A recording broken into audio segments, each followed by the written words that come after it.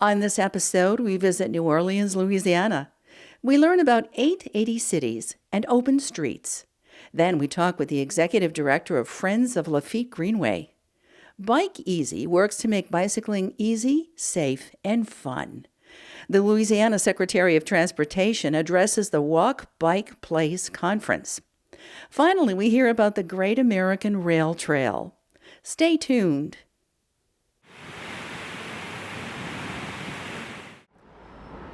We're talking with Amanda O'Rourke, who's Executive Director of 880 Cities.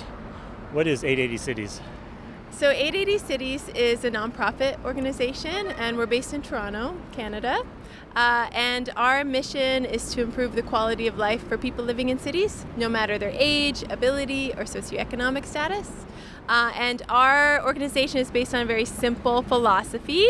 The 880 people always ask us, what is that about? We believe that if everything you did in your cities was great for an 8-year-old and an 80-year-old, then you will build a successful city for everyone.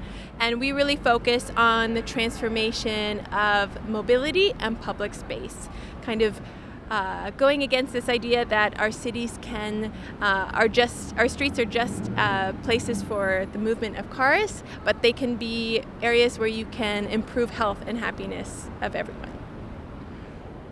What do you do to take that philosophy and put it into practice? Who do you work with? How does that all happen?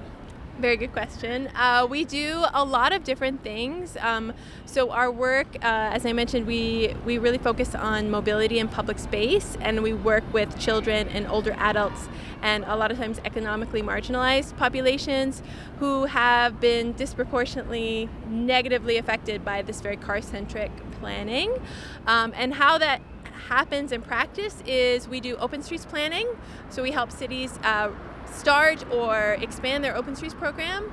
We do what we call unconventional engagement, where it's sort of breaking outside this idea that city planning and city consultation is all about holding one 7 o'clock meeting at City Hall. We really try to design strategies with cities, directly with municipalities, that bring more underrepresented groups to the table and get their voices heard.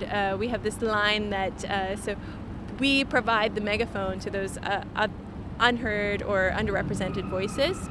And then we do a lot of other things like publications, presentations, any sort of thing that sort of moves the practice forward and improves awareness around how these issues affect quality of life for our most vulnerable citizens. And you came down to here to New Orleans and just had a workshop on open streets. What are open streets? So open streets are programs that temporarily open the street to people and close them to cars. So a lot of people say road closures. We say no, they're open streets. So you close them to cars, open to people, and basically you use the street as a public space. It is a public space where people can walk or bike or skate or dance or do whatever the heck they want to do on the street. It is modeled on the Bogota Ciclovia. So our organization was founded by Gil Penalosa, who's the sort of modern founder of Ciclovia in Bogota, which is a wonderful program. If people haven't heard of it, it's 75 miles of open street in the city as a way to improve connections across different neighborhoods in the city. So that model we've been basically trying to get people to adapt in their cities themselves, in North America and in the Americas and around the world, really. Yesterday, there were 2 open streets events in this area. Tell me about them. Yeah. So as part of the Open Street Summit that we're hosting here in New Orleans, we are bringing people from all across the U.S. To learn about open streets, and we thought it would be really great for them to actually see one in action. So we asked the city of New Orleans and the city of Gretna if they would be interested in starting their first program. And they did. So it was their first kick at the can. They had 3 months to plan it, which is not the usual amount of time you need to do one of these things. But they still did a really pretty great job of first just opening the street to people and closing it to cars and having people experience the street as in a new way. So the city of Gretna was about half a mile long, and it was in the evening from 5 to 9 p.m. And you really saw that program have its own sort of unique flavor. It's a night open street, which is pretty cool. A lot of people came out for pickleball and line dancing, and also just to bike the route a bit. And then New Orleans was on Basin Street. It was in the morning. I think they learned a lot of lessons from that first start. After in the morning, New Orleans isn't a great morning city, they told us. So it wasn't as well attended, but the organizers did a really great job of connecting it to other projects that they're working on in the city related to active transportation. Now, what difference does it make if your open streets event is over 5 or 6 blocks versus it's over 5 or 6 miles? Great question. Yeah, so we, as a good practice for cities that are bigger cities, like cities of over 1 million people, we generally say it would be good to start to try to aim for 6 miles. That allows people to not be too crowded in the space, and it differentiates it from like a sort of block party or street festival that cities are often used to doing. And it allows people to actually bike the route. So there's a kind of sweet spot when you're designing the length of the route, and it's quite unique to the context of that city. So for a city like Gretna, I think their population's 18,000, they can kind of get away with a smaller route, and because they don't have as high density of people. What's the future of open streets? Future of open streets. So we are basically trying to build a movement, and the movement is alive and well.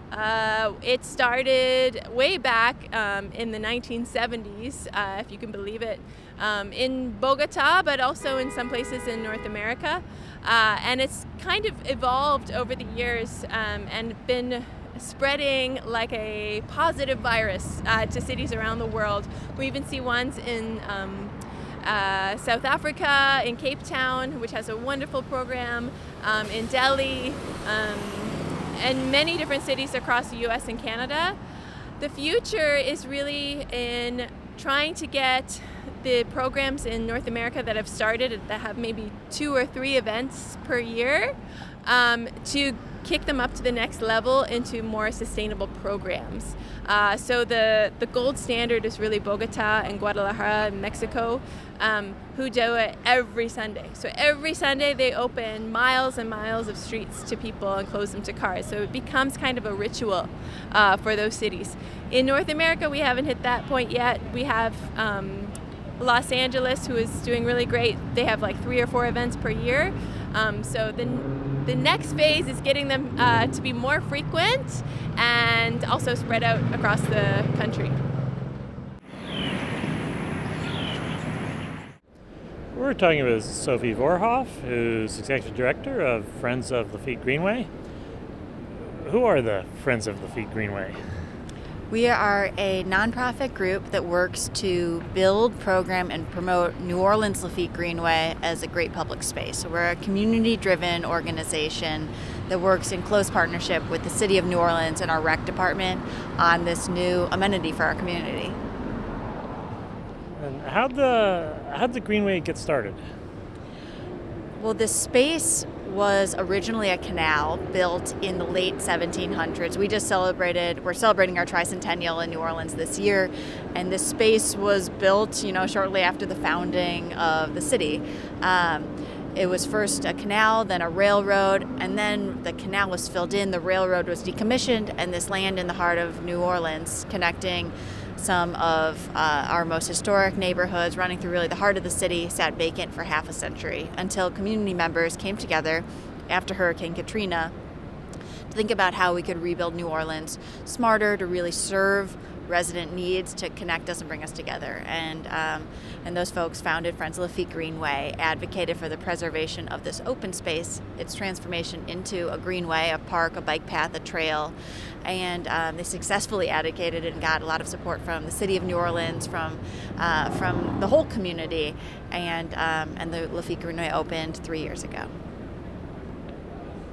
And you think, bike paths, greenways, something that everybody should love, but How hard is it to convince the city to devote the resources to something like that?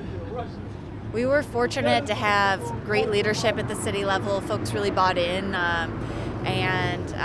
This project has crossed. We're now in the third administration that's a mayoral administration that's really shown a lot of leadership. We've had a ton of buy-in from the city council members. So the truth is we've been very lucky to have great leadership at the city level, and I think that they have been thrilled to see the community coming together around a shared vision too. So it's been just a fantastic partnership. I don't think that, we certainly could have done it, and it would not be here without the city leadership, and it's really been this public and private working together that's made this all happen. Now, is it more than just a little asphalt bike path? What else would I find in the right-of-way? There's a lot going on this space. So it's a 2.5-mile trail, walking, biking, skateboarding, anything you want to do on wheels and on foot. But there's also a lot more on the space. There's sports and recreation amenities. So we have brand new sports fields for soccer, football, basketball courts. There's an outdoor swimming pool. There's 2 playgrounds, tennis courts. And then there's a lot of space that is just open landscape space where you can enjoy the outdoors, where you can see flowers. There's 500 new trees that have been planted that are native species. And there's also a lot of stormwater management features built into the trail, green infrastructure features, which is really how we want to manage our stormwater with the land itself, with nature and water-loving plants. What's the community reaction been? You had community support to get it built, but now that it's built, are people using it? It's a well-loved and well-used public space, so it's really the backbone of New Orleans Bike Network. We had 300,000 people use it last year to get where they're going, to get to work, to get to school, to go get their groceries, and also just to be out there, exercise and play and relax with their families. So it is, if you're out there after school, you will see it buzzing with kids out playing, with people out exercising, people going to and from work, whether that's work at the hospital or in the central business district in an office job, or musicians headed down to the French Quarter. It's lively space, so it's been wonderful to see how it has continued to grow and evolve, and the way that people make it their own. Now, what's your continuing role? I mean, it's a big hurdle to get it built, but what's your role now that it exists to keep it going? Well, we're the nonprofit stewards of the space. We're a small organization in terms of staff. There's just 3 of us, but we have a really amazing support and engagement from the community. So we are bringing together hundreds of volunteers every year to help care for the space. We care for the trees. We do all the programming on the space. So that's things like tomorrow there will be a free hip-hop kickboxing class on the Greenway, all sorts of free fitness programming. We're doing a movie screening in a couple of weeks, and followed by a big Halloween event. So lots of activities that really make it vibrant, bring people out, bring people together. There's still a lot that people want to see happen on the space that's not there yet, and so we help to shape that vision, advocate, but also raise funds to see improvements happening. So that's things like, we would like the trail to continue another half-mile from where it goes. That's in our master plan. That's something we're pushing for. We are hoping to build community gardens on the space. That's something we're working closely with community on. We've installed bike racks, all these things that we hear and see what the opportunities are, what the community need is. We look at our master plan, and then we try to make that happen.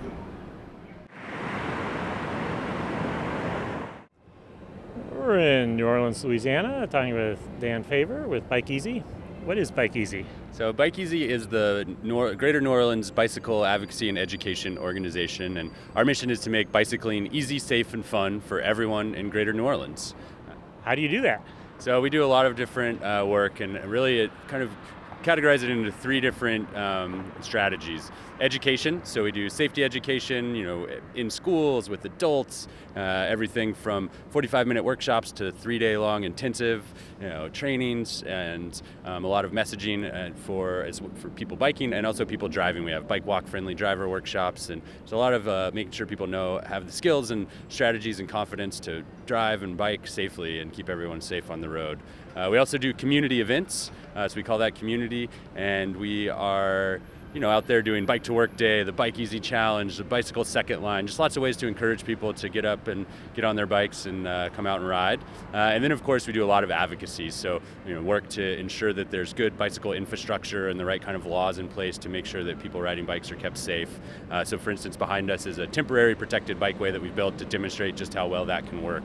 And, all of this is to ensure that biking is easy, safe, and fun for everyone, but we also really want to have a bigger impact. And our vision is of a healthy and prosperous and really livable greater New Orleans region. And we think that biking and walking can play a really big role in that. And you had a conference in town this week. What's the conference and what's your role in it? Yeah, so we're really excited to host the Walk Bike Places 2018 conference this week. Walk Bike Places is the premier gathering of walking and biking and placemaking professionals in North America.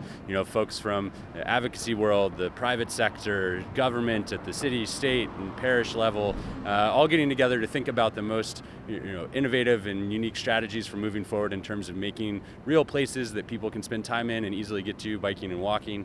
And so we were really happy to have people here as we want to celebrate the progress that we've made so far in New Orleans and build momentum moving into the future for all the work that's still to do to make sure that everyone can get around safely.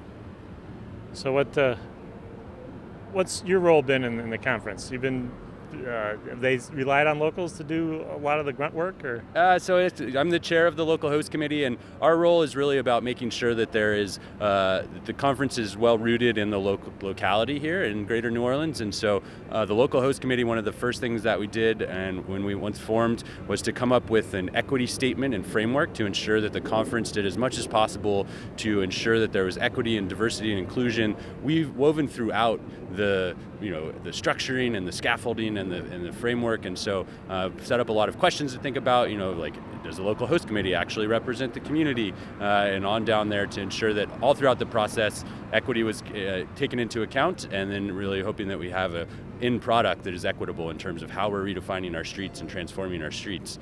And then also as a local host committee, we've really focused on getting the mobile workshops together, so taking people out to explore the Greater New Orleans region, and whether it was down to St. Bernard Parish for their Trails to Recovery tour, or taking a bike ride around downtown New Orleans to see the pop-up protected infrastructure along with the permanent stuff, to going out to City of Gretna. Oh wait, no, that was this Open Streets event for that. But there's lots of different things we wanted to make sure people had the opportunity to really get out and understand outside of the conference halls, have an opportunity to really learn together with the local community.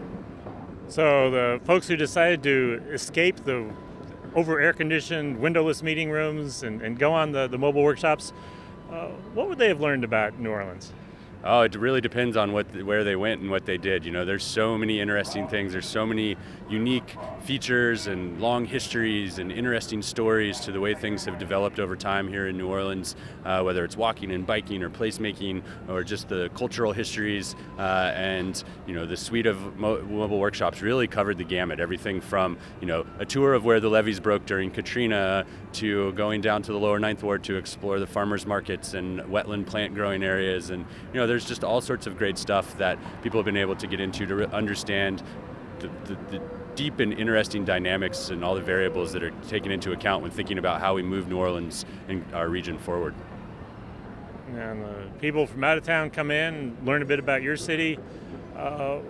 What's your city gonna, what's going to be left behind, a year from now that people learn that they may be putting into practice here? Yeah, that's awesome. That's really a big part of why we wanted to bring this conference to New Orleans, was to bring the energy and expertise closer to the folks here at home, right? To ensure that people that working with the city or working with the state or people in the region could really participate and get the opportunity to have these learning experiences and get these lessons. And so, our goal, our hope is that it means that it's just the culture of how we build our streets shifts, and that we have engineers who are more, thinking more readily about how they can incorporate that bikeway or how they can make things safer for pedestrians. We've got, the folks that are making policy decisions at the state level that have a little bit more motivation and excitement around the ideas of improving mobility and alternative transportation options. So then specifically, there are some great legacies that we're hoping to have left here, which is, with the pop-up demonstration that we really did for the conference, or to highlight during the conference. It's going to last for 3 more months after this and be an opportunity for the local community to really get engaged in a conversation of how we transform our streets to be safe and equitable, and then that, we hope, leads to permanent installation, and the city will make those decisions. There's also some great artwork that's being done, a mural that's associated with the conference that'll be here for the long haul, and also all the attendees that received, they got, rather than another conference tote bag that you're just going to toss in in your cabinet, the backpacks here that folks have been using to carry around their conference supplies are actually going to get turned back in at the end and filled with school supplies and donated to local schools and the children there. So the conference has been thinking about how they can ensure that they leave a good legacy here in Greater New Orleans. One other piece of that too, actually, we're really excited about is that all the mobile workshops, the fees for mobile workshops are coming directly back to the community, to the people that led them, to the organizations that have supported the conference, and that's, I think, a really exciting thing. If I were to come back to New Orleans in 10 years, what would Bike Easy like to show me? Yeah, I think that in 10 years, New Orleans will be one of the best bicycling cities in America. I think that we'll have a really strong connected network of bike lanes that go throughout not only downtown but reaching into the surrounding neighborhoods, and especially in areas that have been underserved for generations, making it easy for those places that there aren't as many people with access to vehicles, those low-income communities, to easily ride their bike to their jobs or to the grocery store. And we want to make sure that there's that protected network of bikeways, and I think that within 10 years we will see that happen, and we'll see really massively increased numbers of people out there riding bikes and bringing those benefits of health and prosperity and quality of life to everyone as individuals and to our society as a whole. When you look around the room and around the country, what's happening with departments of transportation, because there's only one African American secretary in the entire country now that Anthony Fox is no longer there, and it's me. And I remember him saying that infrastructure ought to be like living room furniture, something that's of value, something that's comfortable, and something that is representative of who you are, that invites people in.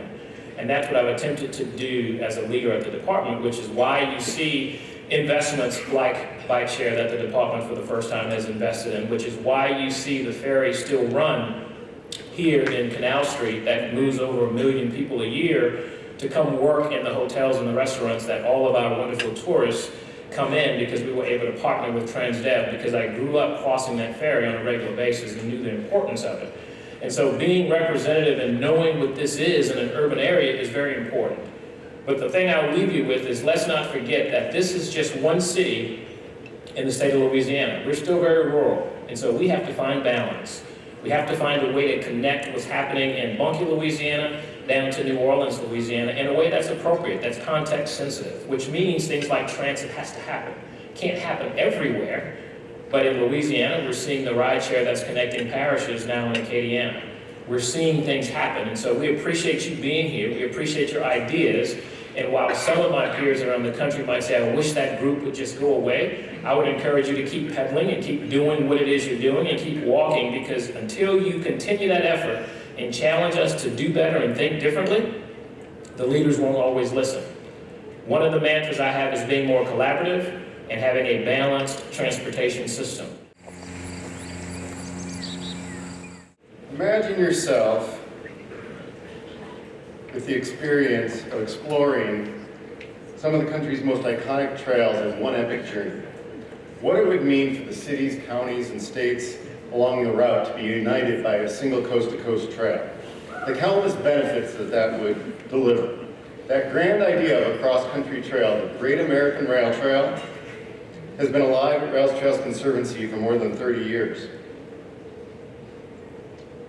David Burwell, our co-founder and a visionary of the trails movement, frequently shared his dream for a rail trail that connects the entire country. And actually, that was not a passing fancy. David passed away early last year, and he included this trail in his will. At the height of America's rail network in the early 20th century, the railroad traversed the country, connecting communities all along the way. But the economics changed, and thousands of miles of those railroads corridors went disused, became abandoned. And when our organization was founded in 1986, there was a lot of work to do. And so our first pursuit was to to support trail builders wherever the opportunities arose to preserve these priceless corridors as multi-use trails.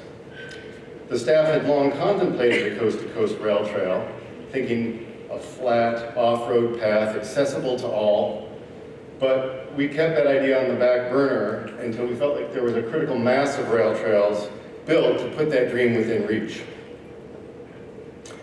We conducted a new analysis of a possible route in 2017, early in 2017, and concluded that it was time to start planning. So with more than 33,000 miles, each of those dots is a trail. With more than 33,000 miles of trail on the ground, including, we determined this was critical to our analysis, was just over half of a number of possible routes. That mileage was already on the ground. And when you couple that with the public demand that's out there, all the efforts to connect trail networks around the country, we've come to the conclusion that the time to start building the Great American Rail Trail is now. So you may wonder, what's the route? So my little reveal before we get to Mark, the big reveal, right? So Washington State to Washington, D.C. This is going to be 3,700 miles, give or take. And the final route is going to be revealed in 2019. First in January, we're going to reveal the Gateway Trails. These are iconic trails across the country that are really going to make up a key part of the spine of the overall trail. And then in May, on the 150th anniversary of the Golden Spike, have you heard of the Golden Spike? This was celebrating the completion of the Transcontinental Railroad. And then we are going to have the full route official reveal at that point. So we have many assets that we need to get this trail built, including funding sources that we can use to fill gaps. We've got strong partners, public, private, nonprofit, who are prepared to work hard to get this trail built. We know there's high demand for multi-use trails. Just thinking of our own TrailLink database of trail information and maps, we get nearly 1 million users of that data every month, just as one indication. But what we really need beyond that is support across America, and that means we need all of you. Thank you. Visit us on the internet at www.pedestrians.org.